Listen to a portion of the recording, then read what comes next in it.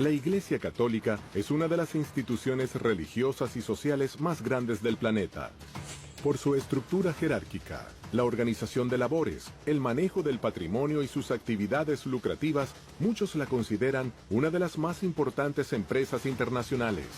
La Chiesa oggi si muove come una merchant bank. ¿Cuál es el verdadero poder económico de esta institución? ¿De qué manera generó tanta riqueza? Nella Banca Vaticana sono stati riciclati i soldi della mafia.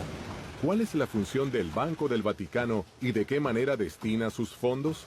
Los dineros del Vaticano son vehículos para lavado de dinero. Il Vangelo non scrive da nessuna parte che gli apostoli e i successori di Pietro devono costruire una banca.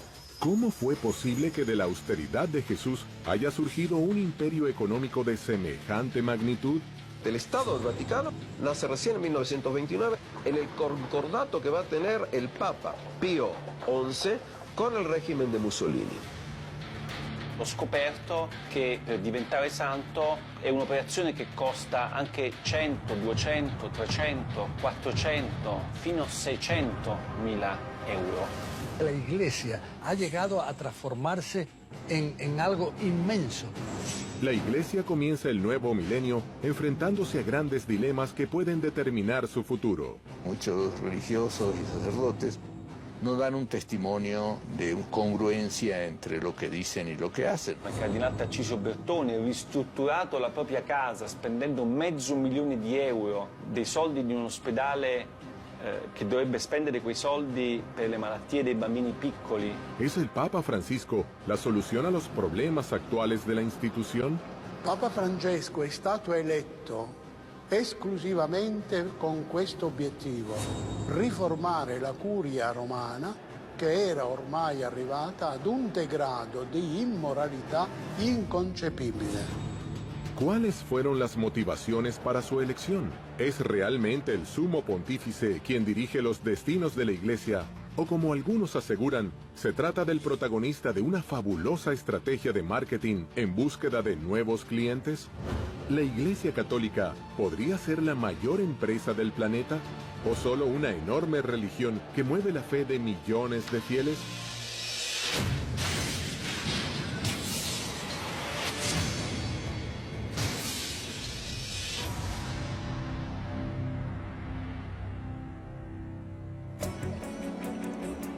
Las fuentes de riqueza e ingresos de dinero de la Iglesia son muchas y provienen de un amplio listado de formas recaudatorias.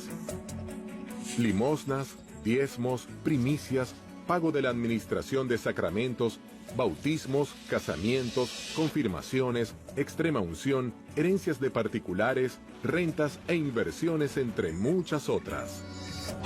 Distintas voces críticas aseguran que la Iglesia acumularía en oro el tesoro más grande del mundo.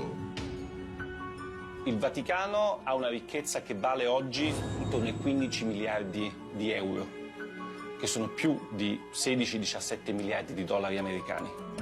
Ed è una ricchezza che viene divisa in una parte finanziaria e una ricchezza immobiliare. Il patrimonio immobiliare a Roma vale più di 4 miliardi di euro. Pero ¿cómo y de qué forma nace esta institución y su riqueza? El papado que se va desarrollando desde los comienzos del cristianismo, del siglo I en adelante, sobre todo a partir del siglo VI, va a tener cada vez más y más riquezas a lo largo de la historia medieval. He aquí que en los siglos XIV y XV se calcula que entre un tercio y un cuarto de todas las tierras europeas pertenecen al papado. El papa que está en Roma tiene más territorio de lo que posee cualquiera de los reyes gobernantes en Europa en los siglos XIV y XV. ¿Qué motivo esgrime la Iglesia para defender y conservar los tesoros artísticos y culturales de incalculable valor que posee? La Iglesia tiene la responsabilidad de cuidar el patrimonio artístico y el patrimonio humano, porque son nuestras raíces. Es un tesoro que nadie nos puede arrebatar. Sería una pena que se perdiera por descuido. La Iglesia hace una gran labor de custodia del patrimonio artístico y cultural, en el que a menudo le faltan recursos para hacerlo, y es una pena. que no siempre pueda mantener estas obras de arte como se lo merecen. Le carte dimostrano che il Vaticano ha proprietà immobiliari importanti anche in Inghilterra, a Londra per la precisione, a Bond Street, una delle vie più eleganti e quasi tutta del Vaticano, il negozio dove c'è Bulgari è di proprietà del Vaticano. ¿Cómo fue que el mensaje de unidad y austeridad del Creador, piedra fundacional de la religión católica, fue mutando a una iglesia con grandes sumas de dinero y lo que muchos consideran ostentación? Una de las preguntas es en qué medida las iglesias cristianas han llevado el concepto de la humildad determinado por Jesús. Un señor llamado Nietzsche, que en su libro El Anticristo, entre otras cosas, dice lo siguiente: en toda la historia de la humanidad hubo un solo cristiano, Cristo. Es decir, que si tú hablas de humildad, evidentemente el mensaje ese no ha sido tomado en cuenta. La Chiesa, per essere più umile, deve essere più povera, anzi deve essere povera, deve avere uno spirito povero, della prima beatitudine, beati i poveri in spirito, perché deve riconoscere e vivere che tutto quello che la Chiesa possiede è un patrimonium pauperum e deve essere messo a servizio dei poveri. Desde la antigua Roma comenzó el firme establecimiento de una institución que no pararía de sumar poder religioso, político y fundamentalmente económico. ¿Cuál fue el plan financiero y monetario que habría diseñado la Iglesia para incrementar sus riquezas?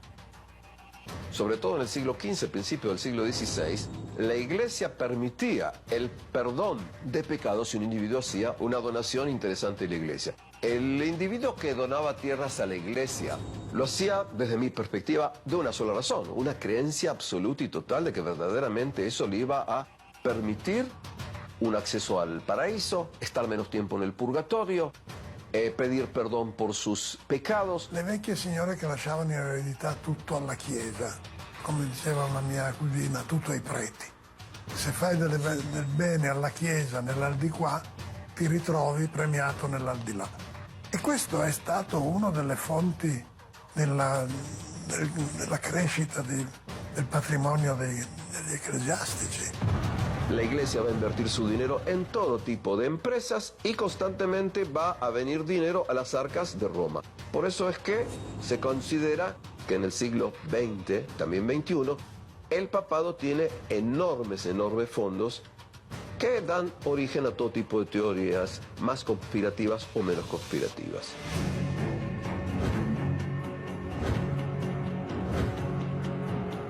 Con el transcurso del tiempo, el clero fue incorporando nuevas formas de recaudar dinero y bienes para la Iglesia. ¿Qué relación había entre la caridad y el pecado, la purificación de las almas y el diezmo? ¿Por qué algunos afirman que esta pudo ser una nueva forma de ensanchar sus arcas? Las indulgencias llegan al extremo fin del siglo XV, principio del siglo XVI, cuando sobre todo el Papa Julio II quiere desarrollar y crear un gran edificio, lo que se va a llamar la Basílica de San Pedro. Para esa gran edificación se necesitaba muchísimo dinero. Entonces tú vienes, pagas una cifra determinada y de esta manera tus pecados serán más o menos disminuidos. Ci sono migliaia di cause di beatificazione, c'è un ministero apposta che si occupa soltanto di questo, che fattura centinaia di migliaia di euro tutti gli anni grazie a questo incredibile business. El Papa Francisco no quiere solo ser bueno, sino que se vea que es bueno. Que nadie piense que en el entregar una limosna a cambio de una bendición haya una especie de negocio, una especie de especulación como la que condenó Lutero, hablando de las indulgencias, de la gente que daba limosnas a cambio de indulgencias. El Papa no quiere que se pague ni por sacramentos ni por bendiciones.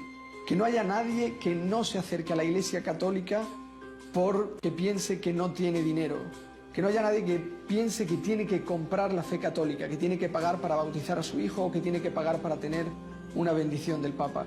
El mismo mensaje que sale en el Evangelio. Jesucristo lo decía: esto lo recibisteis gratis, hay que darlo gratis. La forma recaudatoria de la Iglesia Católica no solo se encontraría dentro de los sacramentos. ¿Qué dice la Biblia sobre el celibato y por qué esta condición es considerada por muchos especialistas como una hábil estrategia para engrosar su poderío económico? En los primeros siglos, en los monasterios, las órdenes religiosas establecieron votos de castidad, pero el clero secular, el clero que vivía en el mundo, para este clero el celibato era optativo. En realidad, este celibato se vuelve obligatorio hacia el siglo XI. Timoteo lo dice muy claro. Los obispos pueden ser casados, el cura puede ser casado.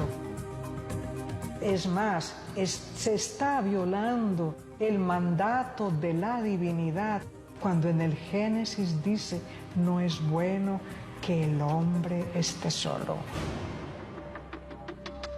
La Iglesia, garantizándose el celibato del clero, se garantiza también que las propiedades que pueda adquirir un sacerdote o un cura, ¿verdad?, van a pasar no a una propiedad individual, sino a la corporación, ¿no? Es decir, van a pasar a la Iglesia y de esa manera la Iglesia va a ir incrementando su patrimonio. Eso fue problemas económicos, cuando se dieron cuenta que, pero eso es una estupidez, que los hijos de los sacerdotes podrían heredar los 4 ladrillos de la Iglesia. ¿Cómo se llegó entonces a la etapa moderna de los estados pontificios? Vaticano es el nombre de una de las 7 colinas tradicionales de Roma. El Estado del Vaticano nace recién en 1929 en el concordato que va a tener el Papa Pío XI con el régimen de Mussolini. El 11 de febrero de 1929 se firman los Pactos de Letrán. Estos fueron una serie de acuerdos entre la Santa Sede y el gobierno de Mussolini. Benito Mussolini hace algo muy astuto, que es el Concordato de Letrán, ¿no? Que es ni más ni menos que resolver un viejo pleito que existía en Italia desde la época de la unidad italiana que se produce en 1870, donde el Estado Vaticano queda dentro del Estado italiano. ¿Cuáles fueron concretamente los beneficios que consigue la Iglesia con estos tratados firmados con Mussolini? Le permiten a la Iglesia crear un Estado autónomo, un país, digamos, separado del Estado italiano, que será el Estado Vaticano. Hay un resarcimiento económico muy importante por esos largos años del 70 al 29 de estar sometido al gobierno italiano, y a cambio de lo cual la Iglesia concede a Mussolini el apoyo político, que los sacerdotes no se puedan meter en política, y Mussolini decide quiénes van a ser los obispos de cada una de las regiones de Italia y, por supuesto, el de Roma también, ¿no? A partir de estos pactos, se da inicio a la etapa moderna de los estados pontificios.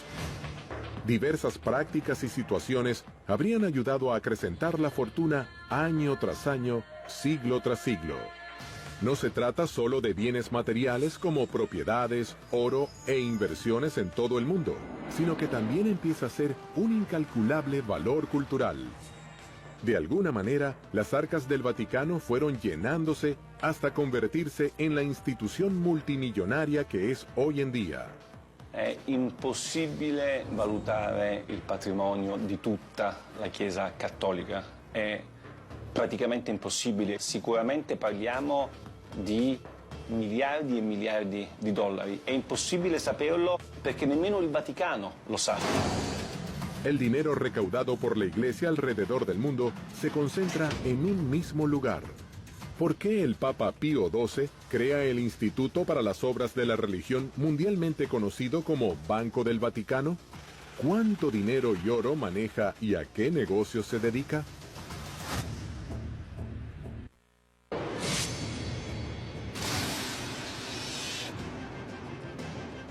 La incalculable fortuna de la Iglesia Católica se mantuvo secreta entre fieles y autoridades eclesiásticas. ¿Qué es exactamente y a qué se dedica el Banco del Vaticano, además de recaudar? El Banco Vaticano es una institución que se creó para que las órdenes religiosas, las instituciones católicas, no tuvieran sus patrimonios en manos de otras bancas que los utilizaran para inversiones no éticas, inversiones quizá en negocios de armas o en industria farmacéutica especulativa, y conseguir también facilitar las transacciones económicas en los países en los que la Iglesia estaba perseguida. Non solo, il Vaticano ha moltissimi soldi che vengono fatti da donazioni, tipo l'obolo di San Pietro, o attraverso i guadagni che sono fatti dalla sua banca, i guadagni finanziari come lo IOR. Anche in questo caso questi soldi vengono gestiti in maniera secondo me piuttosto discutibile. L'obolo di San Pietro, per esempio, è una donazione che i fedeli di tutto il mondo fanno direttamente al Papa. ¿Qué beneficios económicos obtuvo la Iglesia Católica con el Banco del Vaticano como herramienta de inversión y recaudación? Los dineros del Vaticano están invertidos incluso en empresas donde a través de estos estudios y redes bancarios, ¿verdad?, se ven que son vehículos para lavado de dinero. Nella Banca Vaticana sono stati riciclati i soldi della mafia, come ha dimostrato il Tribunale di Roma.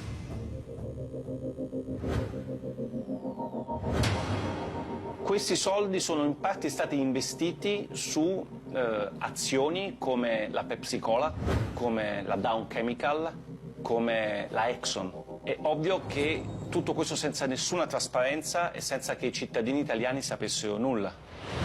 Attraverso i canali della Banca Vaticana sono passati soldi per tangenti di corruzione ai partiti politici italiani di governo negli anni 80-90.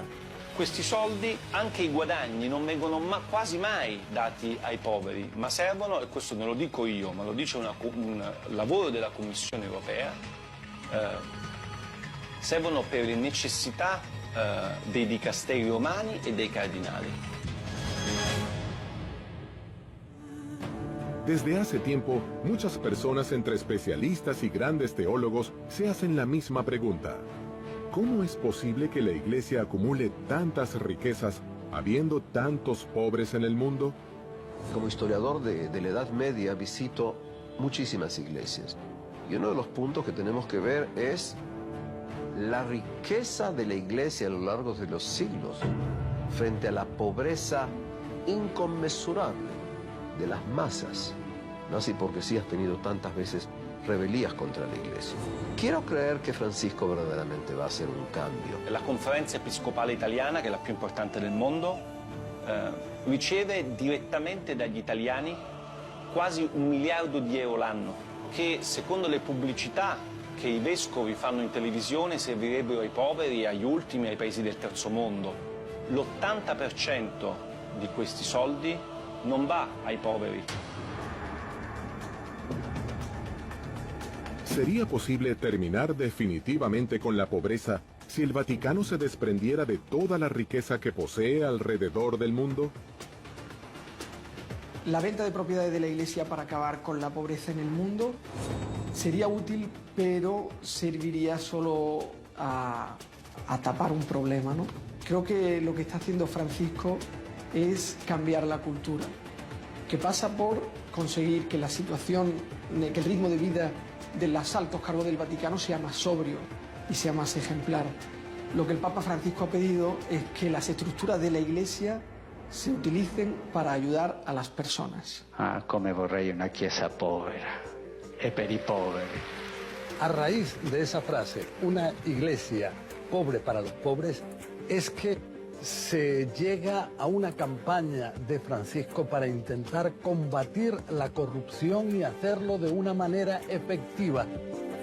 Secondo qualcuno che pensa che il Vangelo debba essere una sorta di guida, no? del Vaticano, e il Vangelo non scrive da nessuna parte che gli apostoli e i successori di Pietro devono costruire una banca. Hay que tener en cuenta que la iglesia es un estamento que ha llegado a transformarse en algo inmenso, y es muy difícil el poder controlar tantísimos grupos de influencia dentro de lo que es el Vaticano. Para algunos críticos y especialistas en la materia, la Iglesia Católica tiene un funcionamiento similar a una empresa multinacional. La Chiesa oggi si muove come una merchant bank. L'Istituto per le opere di religione è la banca del Vaticano e controlla ancora oggi tutto il patrimonio finanziario della Santa Sede. Il problema è che lo IOR nel corso dei decenni è finito in tantissimi scandali, perché all'interno dello IOR hanno riciclato denaro i mafiosi, hanno riciclato denaro politici, imprenditori, tutte persone che non avevano alcun diritto, secondo le leggi del Vaticano, di avere i soldi allo IOR. ¿Qué documentos salieron a la luz que pusieron en jaque a la cúpula de la Iglesia? El escándalo del Vatilix II puede ser el principio de las reformas que el Papa Francisco pretende para su Iglesia. El grado de diversificación de los ingresos y de los gastos vaticanos, lo que estaban viendo a través de su experiencia y de los Vatilix 1 y 2, mucha oscuridad, había que hacer una reforma a fondo.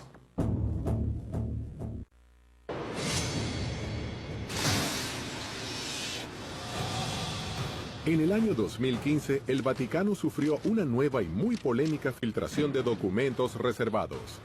Este hecho fue bautizado como Vatilix II, en alusión a un escándalo similar ocurrido en 2012, cuando se expuso parte de la correspondencia del entonces Papa Benedicto XVI. Las nuevas filtraciones, a diferencia de aquellas, revelan todo tipo de irregolaridades en las finanzas del Vaticano.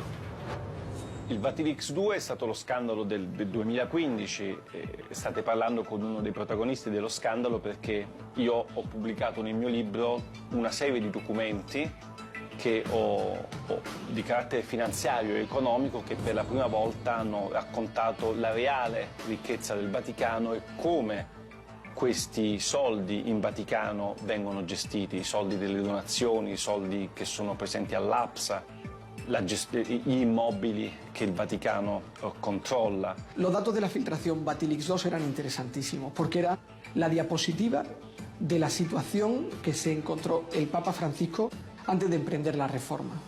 Esto es un tesoro. El escándalo financiero de Vatilix II revela documentos que fueron publicados en 2 libros. En uno de ellos, su autor, Emiliano Fittipaldi, denuncia irregularidades de todo tipo en las finanzas de la Santa Sede, señalando al Vaticano con graves problemas económicos, como un agujero negro en su sistema de pensiones, corrupción por parte de la curia, desvío de fondos y una total ausencia de transparencia en los balances de la Santa Sede. Secondo il Vaticano sono state 2 le persone che mi hanno dato queste carte, il Monsignor Valeco Balda, che è un monsignore spagnolo che era il segretario di questa commissione d'inchiesta, e Francesca Immacolata Chacqui, che era il membro di questa commissione. Fueron 2 personas que fueron contratados por el Vaticano para ayudar al Papa a hacer la reforma de la curia romana. Estas personas perdieron la brújula, hicieron lo que no tenían que hacer, que eran los documentos reservados, los dossiers, que eran para que el Papa leyéndolos supiera qué medidas tomar, los hicieron públicos. Queste 2 persone sono state arrestate 5 giorni prima la pubblicazione del mio libro e del libro Via Crucis di Nuzzi. Sono state arrestate perché sono state accusate di aver divulgato informazioni riservate e aver messo a rischio l'interesse della patria, così dice la legge Vaticano. Las publicaciones de estos documentos convierten a la Santa Sede en inocentes o culpables de este enorme escándalo. Cuando se publicaron ya habían pasado muchos meses después de que se empezaran a poner en práctica las medidas para atajar estos problemas. Entonces algunos vieron que quizá la publicación de estos documentos era un modo de detener estas reformas y otros, paradójicamente, lo vieron como un modo de apoyarlas. El Papa Francisco lo vio como una traición, como una puñalada en la espalda. Vorrei dirvi anzitutto che rubare quei documenti è un reato. È un atto deplorevole che non aiuta. ¿Cuáles son los hechos más escandalosos que expone el Vatilix? Cardinali di cui ho raccontato nel libro hanno, come il cardinale Tarcisio Bertone, ristrutturato la propria casa spendendo €500.000 dei soldi di un ospedale che dovrebbe spendere quei soldi per le malattie dei bambini piccoli. Invece lui ha preso, questi soldi sono stati dati al cardinale Bertone per ristrutturare la sua casa da 300 metri quadri. Il cardinale resta ancora, mentre parliamo, nell'attico, a godersi un attico bellissimo con un sistema Bose da €30.000 e con i marmi di Carrara nei bagni, mentre Valleco-Balda, che ha soltanto dato queste informazioni, è in galera. Mi sembra, diciamo, molto contraddittorio come tipo di azione da parte del Vaticano. Durante el proceso, lo que sorprendentemente salió a la luz es que todo esto era una historia de una superficialidad casi insultante. Las revelaciones de los documentos filtrados pudieron ayudar a la Iglesia Católica en su intención por demostrar transparencia, ¿o fue un golpe a la fe que le haría perder fieles en todo el mundo? En el corto plazo debilitan al papado. Es decir, si nosotros hacemos público estos pecados de algunos sacerdotes, vamos a dañar el prestigio de una institución tan valiosa como la Iglesia Católica y vamos a debilitar la fe que es tan importante y valiosa para nuestros creyentes. Entonces es más conveniente para salvar el prestigio de la Iglesia Católica ocultarlo che sacarlo alla luz. Io non credo che il Vatilix sia stato un male necessario per una riforma del Vaticano, semplicemente perché io penso che il Vatilix non sia stato un male, perché io penso che qualsiasi istituzione, soprattutto un'istituzione morale e religiosa come la Chiesa Cattolica, abbia solo che da beneficiare di una assoluta trasparenza. Non ci devono essere segreti. El hecho de que este tipo de filtraciones salgan a la luz pública, por un lado es inevitable en este mundo de comunicaciones, donde ya nada se puede mantener secreto. Finalmente acaban por salir. Y bueno, en el corto plazo pueden simbrar a la institución, pero yo creo que a largo plazo la beneficia. ¿Cuál fue la reacción y las medidas que adoptó el Papa Francisco cuando los cimientos de su institución se vieron sacudidos por la revelación de estos documentos secretos? La reforma que ha puesto en marcha el Papa Francisco para conseguir la transparencia de las cuentas vaticanas, para conseguir que ningún delincuente se pueda aprovechar de las instituciones del Vaticano, yo creo que sí es irreversible. Voglio assicurarvi che questo triste fatto non mi distoglie certamente dal lavoro di riforma che stiamo portando avanti con i miei collaboratori e con il sostegno di tutti voi. Entonces llega Francisco y dice, por ejemplo, que es importante dar lo que es la reestructuración de la Santa Sede, no tanto a la curia, sino a organismos externos que son los responsables de proponer cuáles pudieran ser los cambios. Yo creo que no hay modo de detener esta reforma. Los Vatilix II son al día de hoy una de las preocupaciones más importantes de la Curia Católica y un escándalo del que podría haber incluso más información esperando ver la luz. L'impatto di Vatilix sulla stampa mondiale ovviamente è stato devastante. Mai prima erano usciti documenti riservati così importanti, soprattutto che riguardavano aspetti contemporanei della Chiesa. Io penso che la Chiesa debba smettere di lavare i panni sporchi dietro le mura leonine. ¿Pueden estos hechos de corrupción alejar a los fieles de la religión? ¿Son acaso estas revelaciones motivos suficientes para perder poder dentro del vasto universo de la fe? El gran problema que tiene la Iglesia Católica es que la autoridad ha perdido capacidad de crear credibilidad, de crear obediencia y de crear continuidad. Lo que sucede es que la jerarquía católica y muchos religiosos y sacerdotes no dan un testimonio de fe, de congruencia entre lo que dicen y lo que hacen. Si la Iglesia quiere recuperar credibilidad y legitimidad, pues tiene que ver los problemas y empezar a resolverlos, ¿no? Porque mientras se tapan, pues nada más se convierten en una olla de presión. Los mismos especialistas que dan cuenta de la cantidad de fieles perdidos por estos escándalos acusan a la Iglesia de utilizar estrategias de marketing para recuperarlos. ¿Qué veracidad hay en estas declaraciones? ¿Cuáles serían las acciones concretas para lograr tales objetivos?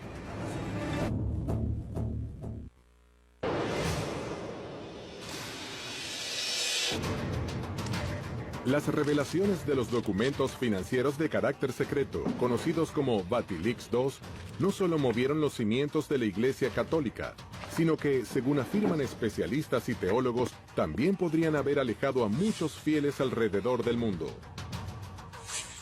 ¿Podría la Iglesia Católica tener diseñada una estrategia de mercado con slogans de estilo publicitario y una fórmula destinada a seguir fomentando y sumando seguidores? ¿Por qué algunos hablan de las apariciones marianas, los milagros de los santos y las canonizaciones como un plan de marketing? Desde el siglo VIII, los católicos tenían la estrategia de utilizar los sitios sagrados de los pueblos dominados o conquistados para en esos sitios poner símbolos religiosos cristianos y hacer desde ahí el trabajo pastoral, etcétera, ¿no? Conforme ha ido evolucionando la Iglesia en los últimos años, los papas han destacado más la necesidad de llevar a los santos a cada una de las comunidades. Alrededor del año 1357 comienza a exhibirse en una iglesia de Francia una manta con el cuerpo y rostro de Jesús impresos. Luego será otorgado a la Santa Sede, que lo dejará bajo el cuidado de la Capilla Real en la ciudad de Turín. Pronto el suceso atraerá cantidad de fieles y también detractores. Se dice que ese manto es la mortaja en que fue envuelto Jesús cuando muere, ¿no? Lo que pasa es que durante la Edad Media hubo un tráfico de reliquias.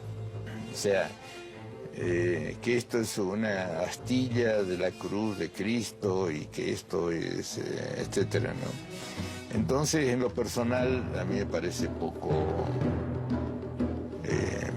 creíble. Pero no solo esta reliquia es considerada por algunos como una hábil estrategia de marketing para la captación de nuevos fieles. En América Latina, cuando llegaron los conquistadores, cuando, entre comillas, descubrieron América, fundaron muchas ciudades con nombres o advocaciones de la Virgen.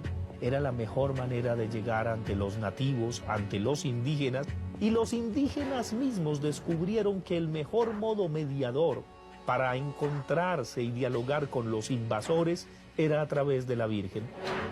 Otro tipo de sucesos milagrosos y difícilmente comprobables por la ciencia son las apariciones marianas. En América Latina, quizá el caso más famoso sea el de la Virgen de Guadalupe. La primera gran aparición mariana que se da en el siglo XVII, justo después de que llegan los conquistadores, es en México. Un indiecito, Juan Diego, ve a la Virgen, va donde los franciscanos y allí está esa máxima aparición mariana que es la Virgen de Guadalupe, patrona de América Latina y que va a encerrar justamente esa idea de la mediación. Los franciscanos se oponen al culto guadalupano porque consideran que tiene demasiados elementos sincréticos. Hay otros que dicen que no, que bueno, que ya es un culto que es compartido por un sector de los católicos mexicanos, y mejor fortalecerlo y cooptarlo, que es un poco la actual política que se desarrolla, ¿no es cierto? ¿Son estas apariciones verdaderos milagros? Usted lo puede ver como estrategias de la Iglesia para fortalecer la fe o estrategias de los feligreses para seguir creciendo. Lo que nosotros investigamos es cómo aparece esa Virgen, a quién. Si aparece una mujer, rápidamente le van a poner un varón al lado, bien. Y sobre todo un sacerdote. Con el tiempo, en ese lugar donde está la aparición, va gente. Y bueno, y para eso hay que inventar algo, hay que decir, acá se curan los niños, se curan las niñas, las mujeres tienen hijos. Hay un nivel de irracionalidad en la creencia. O sea, yo creo porque no es consistente. Si fuera racional la explicación no creería, ¿no? Hay una parte que se cree porque usted tiene fe, está convencido, pero no tiene por qué demostrar su fe. ¿Por qué hay quienes consideran también a las canonizaciones como un instrumento de atracción de nuevos fieles? Mira, las canonizaciones consisten en que la Iglesia propone un modelo de un buen cristiano. La Iglesia dice, mira, este señor se comportó como un héroe de la fe y es un hombre o una mujer al que vale la pena imitar. Al principio, cada comunidad cristiana canonizaba a sus mártires. Luego la Iglesia fue controlando el procedimiento y hay una serie de exámenes, etc. Y a partir del Concilio Vaticano II se fijaron otros requisitos, entre ellos comprobar la existencia del santo, ¿no? La existencia física de la persona. Lo que pocos conocen es que este proceso tiene un alto costo económico y que significa un importante incremento dentro de las arcas de la Iglesia. La storia della fabbrica dei santi è una delle più incredibili che ho scoperto con la mia inchiesta, perché io pensavo che per diventare santo fosse un'operazione che la Chiesa faceva in maniera gratuita. E invece ho scoperto che per diventare santo è un'operazione che costa anche 100, 200, 300, 400, fino a 600.000 euro. Per me è uno scandalo incredibile quello che ho scoperto.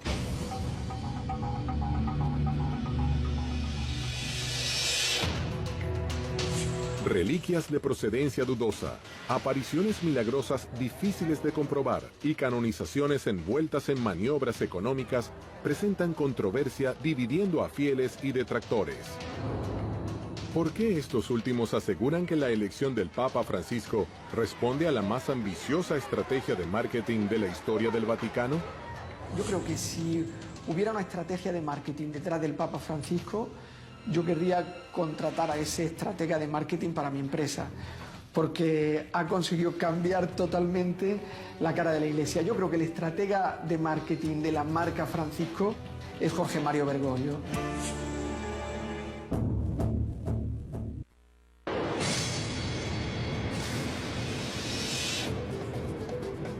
El mundo habla del Bergoglio Style.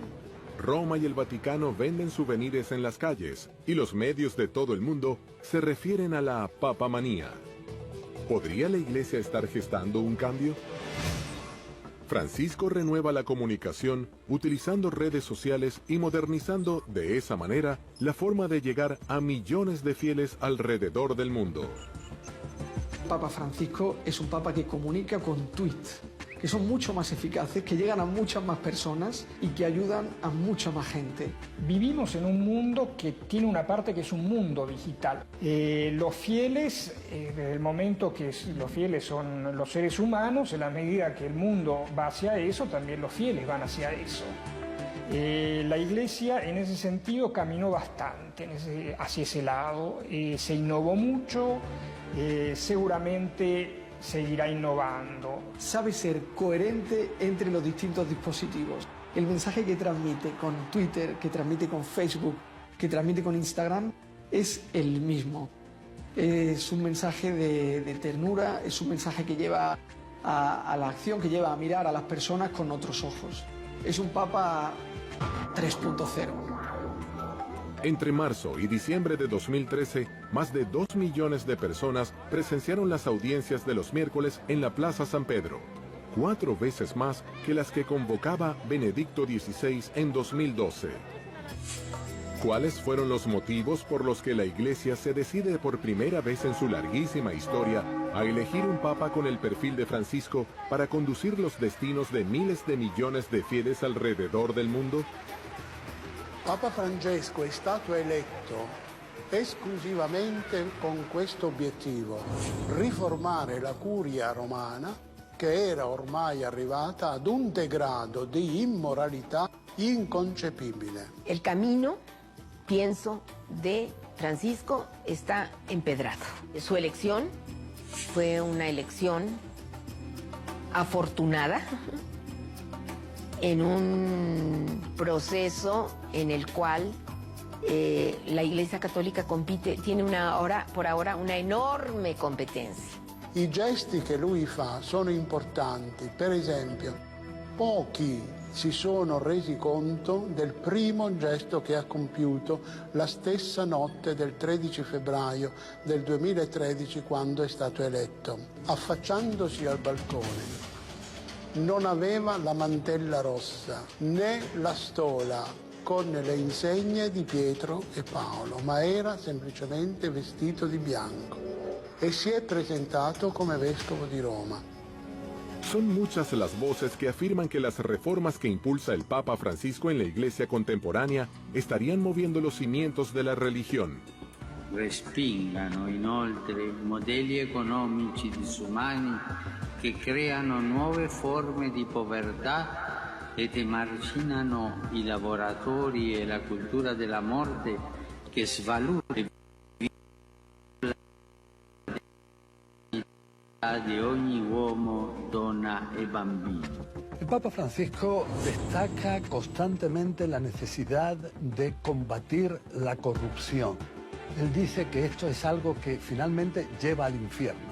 Entonces, él, precisamente para poder combatir de forma efectiva ese fenómeno al cual él se opone rotundamente, entonces es que decidió crear mecanismos para que haya un funcionamiento más efectivo y también intentar buscar en qué aspectos puede haber corrupción.